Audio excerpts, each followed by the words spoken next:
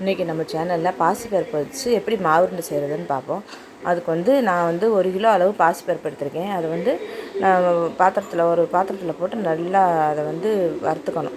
செவக்கிற அளவுக்கு வறுத்துக்கணும். கருகிராமல் பார்த்துக்கணும். சிம்லையும் லோ ஃப்ளேம்லேயும் மீடியம் ஃப்ளேம்லேயும் வச்சு மாற்றி மாற்றி வச்சு நல்லா கருகிராமல் நல்லா செவக்க வறுத்து எடுத்துக்கணும். 1 கிலோ பாசிப்பருப்புக்கு 1 கிலோ ஜீனி ரெண்டையும் தனித்தனியாக மிஷினில் கொடுத்து தனித்தனியாக அரைச்சி வாங்கிட்டு வந்துடணும்.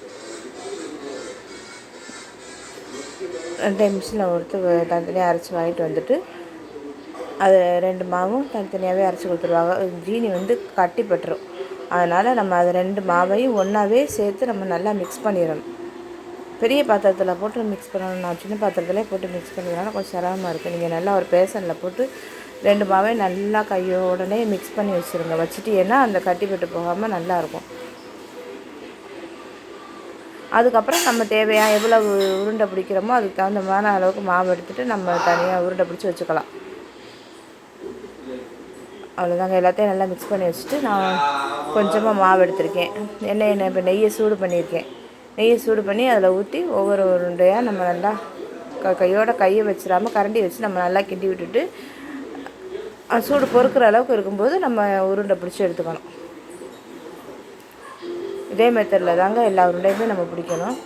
சூடு ஆறுனதுக்கப்புறம் தான் ரொம்ப சூடு ஆறிடுச்சுன்னா பிடிக்க வராது. கொஞ்சம் கை பொறுக்கிற சூடு இருக்கும்போதே நம்ம ஒவ்வொரு உருண்டையாக பிடிச்சி நம்ம எடுத்து வச்சுக்கலாம். நல்லா டைட்டாக பிடிக்கும் போதே நம்ம நல்லா டைட்டாக பிடிச்சிட்டோம்னா உருண்டை உடஞ்சி வராது. இதே மெத்தடில் தாங்க எல்லா உருண்டையும் நீங்கள் செஞ்சு பாருங்கள். செஞ்சு பார்த்துட்டு எப்படி இருக்குன்னு எனக்கு மறக்காமல் கமெண்ட் செக்ஷனில் சொல்லுங்கள். நம்மளோட சேனலை மறக்காமல் சப்ஸ்கிரைப் பண்ணுங்கள்.